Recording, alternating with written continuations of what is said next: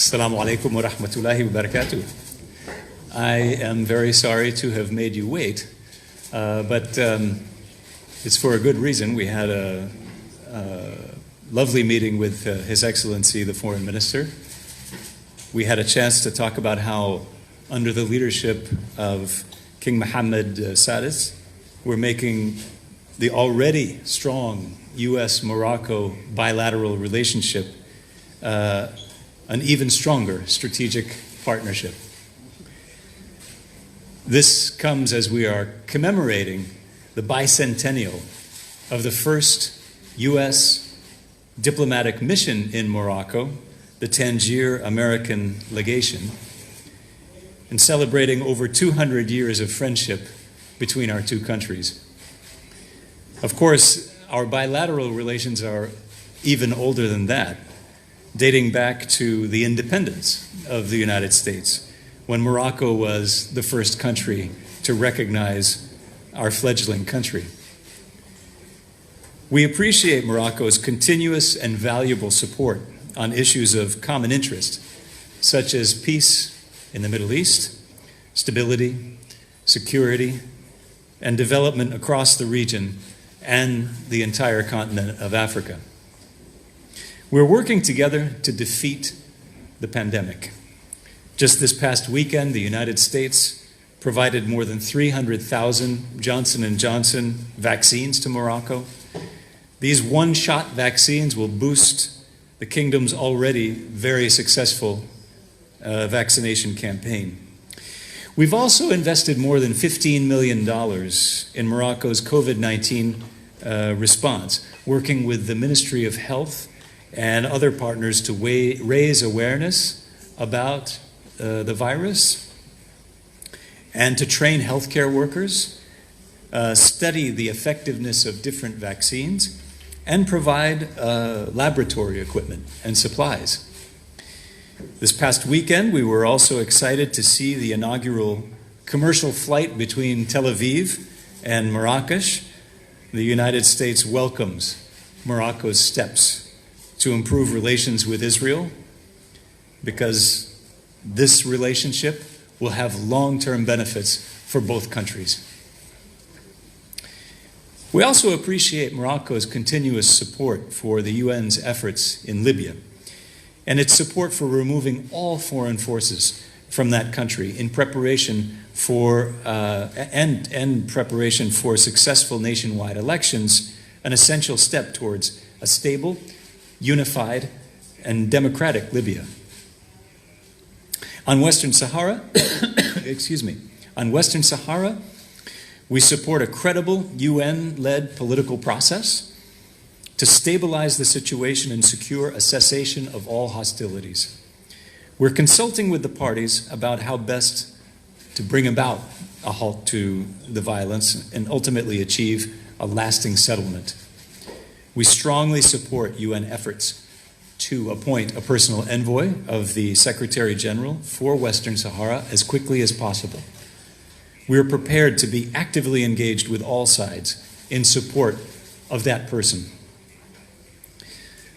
Morocco is also a close partner with the United States on a range of security issues. It participates in more than 100 military engagements with us every year, including African Lion, the largest annual U.S. military exercise on the African continent. And this exercise returned to Morocco last month after a one-year hiatus because of the pandemic. Last year, we signed a 10-year roadmap for defense cooperation, which is a symbol of our long-term strategic cooperation.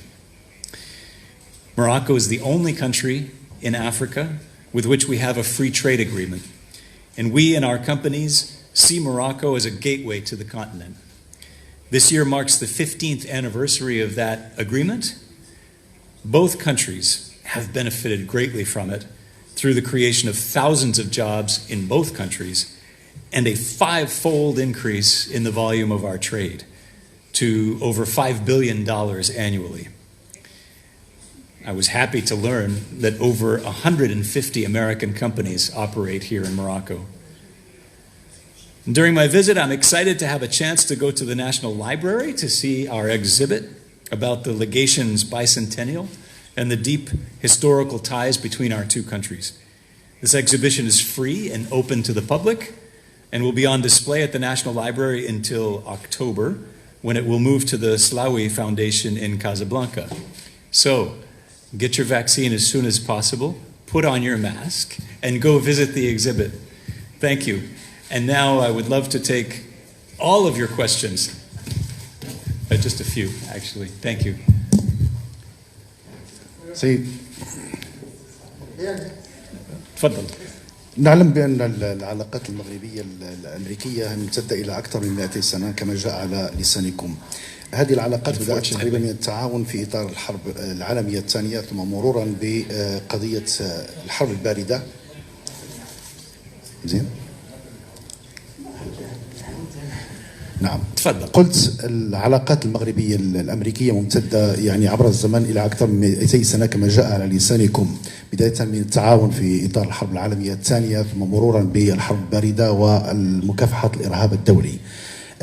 سؤالي يعني ينصب حول تقييمكم الخاص من يعني لهذه العلاقات، وما هو استشرافها في المستقبل، خاصة وأن المغرب الآن هو مستهدف في إطار أزمات يعني إقليمية ودولية، خصوصا مع الجار الجزائر ومع دول أخرى أوروبية.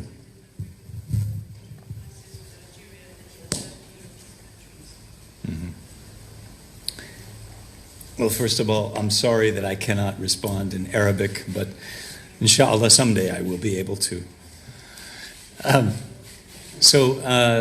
No, I think that Morocco and the United States share perspectives on all of the regional tensions that you just mentioned.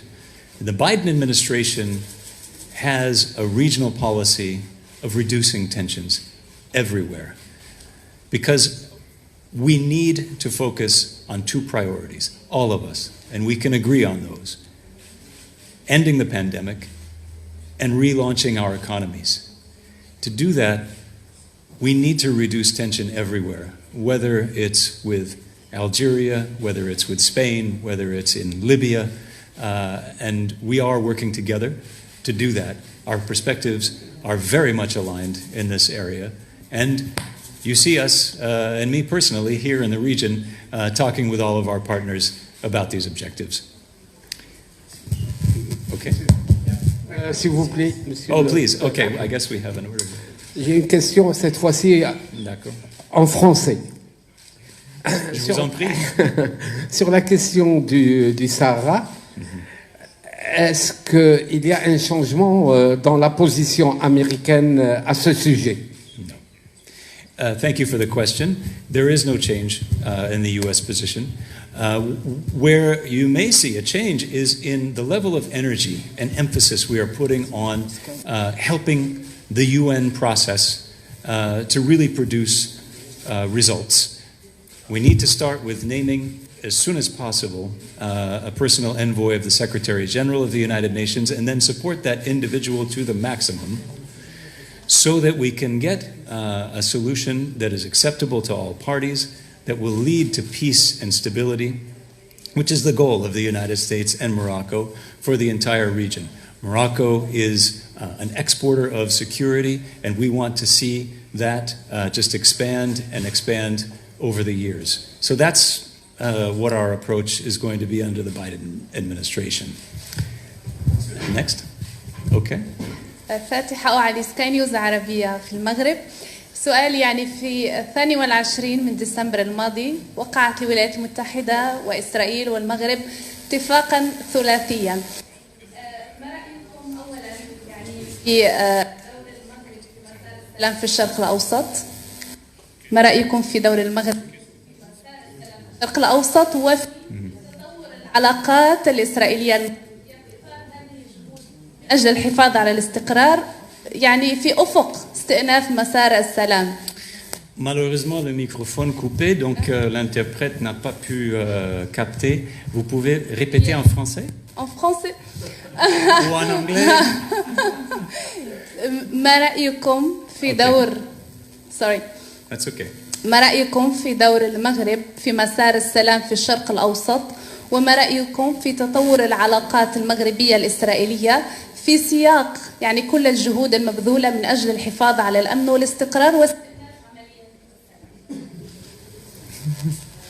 It's okay. It's okay. I think I understood enough of the question between the interpreter's French and my Arabic. Thank you for the question. I think that what we're seeing now is just a fantastic age of these normalization agreements with Israel, including by Morocco, that are going to give the future generations much more hope and much more of a foundation to build upon. Because when there's contact between people, there's more understanding. There are more ways of solving problems as they arise. There's more influence to target and fix problems that we all agree need to be addressed, such as the situation of the Palestinians. And so what the Biden administration's support for these agreements will include is to make sure that the marginalized people, including Palestinians, are put at the center of these normalization efforts. So it's not just the elites of two countries benefiting, but it's everyone. And so that's our hope. Mm-hmm. Well, Morocco has established a very important normalization agreement. We've had the first flight now we've seen. Imagine the effect of Israeli tourists on the economy here. Imagine the influence that His Majesty the King will have with the Israeli government and Israeli society when it comes to addressing very difficult problems like the situation of the Palestinians. I think all of this will increase. Who's next? Thank you very much. Abdurrahim Al-Asri from His Press. My question on Libya will hold elections in a few months. Inshallah. And of course, inshallah. And of course, Morocco play a very important role. Morocco hold a meeting from Skhirat, agreement of Skhirat, and also meeting of Bosnia. So how the United States see the role of Morocco in the dossier of Libya? Mm-hmm. My second part of the question concerning the continent of Africa. So Africa, which needs prosperity and development and security, and also Morocco play a very important role in that context. Mm-hmm. So how do you see Morocco as a provider of security and development in the continent of Africa? Thank you very much. Okay. Well, I think those two questions are actually aligned because Libya being on the African continent and a very important conflict for the United States and Morocco to help solve together. Our perspectives very much align on this. We want to see all foreign forces leave the country as soon as possible.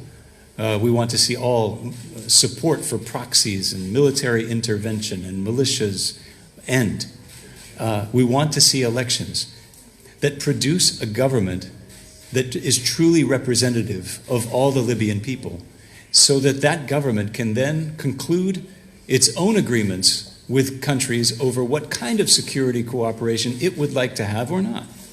And so we will continue to work together, working and using our leverage with all the different actors to make sure that there are no spoilers to this process, and to then build upon the results of the election and the departure of military forces.